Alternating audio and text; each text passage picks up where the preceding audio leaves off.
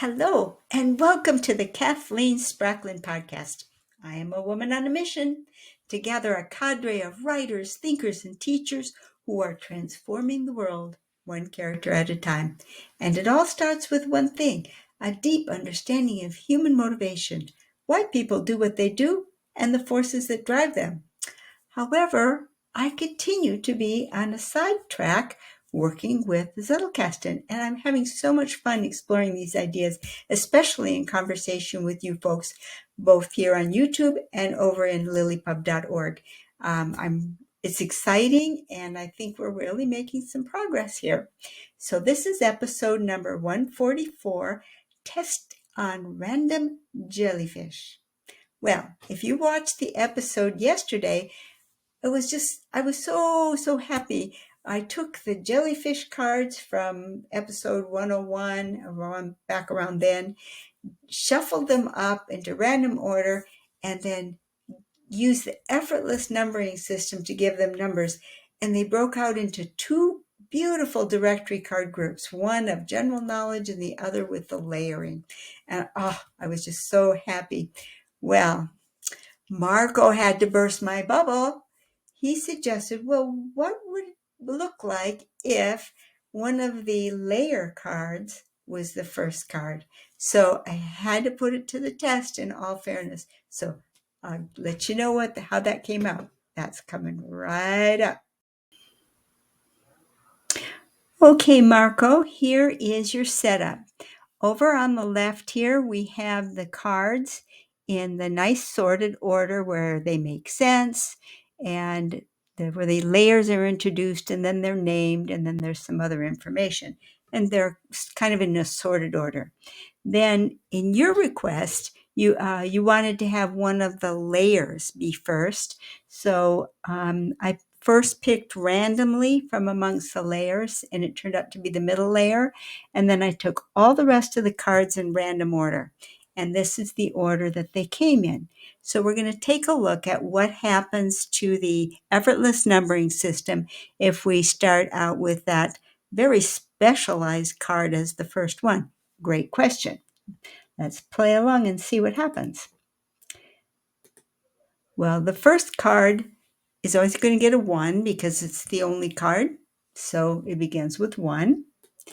And then the next card that came up with jellyfish are 95% water. Well, they're both about jellyfish. It's not a brand new topic. So that's going to be 1A. Then we get a card, large jellyfish sometimes eat other smaller jellyfish. Well, we've got 3 random factoids here about jellyfish, so this one is going to be 1B. But if we've got 1B, that means we need to have a directory card. So here they are with the directory card, and we're starting to see that it's just kind of all spread out right now. So let's take the next one and see what happens there. The next one, the outer layer of a jellyfish, is called the epidermis. It's the jellyfish's skin. Now, this one is an interesting one to know, well, where do you want to place this? It seems to me pretty clearly that it'd be nice if we had the 3 layers first, but we don't. So this card is very much a child card of the middle layer card, just as much as the other 2 are. So it's going to be card 1C. So here it is, it's got its name, and our directory card is getting a little bit longer. Well, we've got 3 cards left to take a look at. And if we look at those 3 cards, there's nothing about those cards that is going to nest under anything else. They're all going to end up nesting right under this card. We're going to end up having 1A, 1B, 1C, 1D, 1E, 1F, and is just a 1-layer card, 1 directory. It's not anywhere near as much fun as it was when we had the 2 directories shaping up, but that's just the random situation of the draw. Okay, so thanks, Marco. And unfortunately, it didn't come out quite as sweet. Everything was there in one place, which wasn't horrible. But it was certainly more exciting when it broke down into two directory cards, one on general things and one on the layers. But it was a very good test and very worthwhile.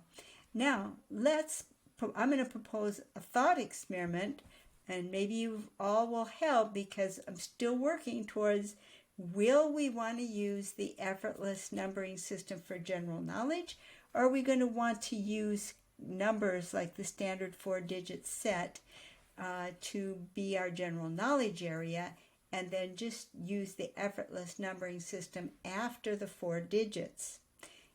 So let's take our example then, and this is a thought experiment. Please comment with what you come up with. Suppose we had this set of general knowledge overview, and then our 3000s were broken down at the outer level to 3100 biology, then the animal kingdom at 3130, and invertebrates down here at 3132.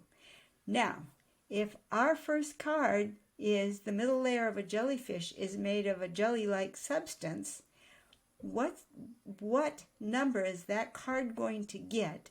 And what are the numbers going to look like for the cards in exactly the random order that we did in the effortless numbering system? To me, it looks like you're going to end up with the exact same group of numbers that you had before, only they're going to start with 3132 dot. And then they're going to be exactly the same. Tell me what you think. Isn't that the case? And what is the answer to it? Should we, if we get a card like this that says and it's our first invertebrate card, is the middle layer of a jellyfish is made of a jelly-like substance, should we then start inventing 3132.1 what are they called? Snarida, get their phylum right, and then break it down from there. I mean, would you want to go to kingdom, phylum, class, the whole thing, and make 7 or 8 different categories so that by the time you get down to this card, you're at 3132.1A, 2B, 3C, and it's 6 digits long, extra digits long, and then you put this card in? That certainly doesn't feel effortless to me. So it's an interesting question, and I would sure like to get your thoughts. And if you are in our Zettelkasten group over on LilyPub, definitely join the conversation over there, because as you may or may not know, I'm working on a chapter book that will include introducing a Zettelkasten as almost a character in the book, and I'm hoping to come up with a super simplified numbering system that I can have my main character, who is a young boy, 11 or 12 years old, that his grandfather, who has a mature Zettelkasten, can teach him how to make a Zettelkasten. So comments welcome in the comment section or over on LilyPub. Thank you. Good question, Marco. Thank you.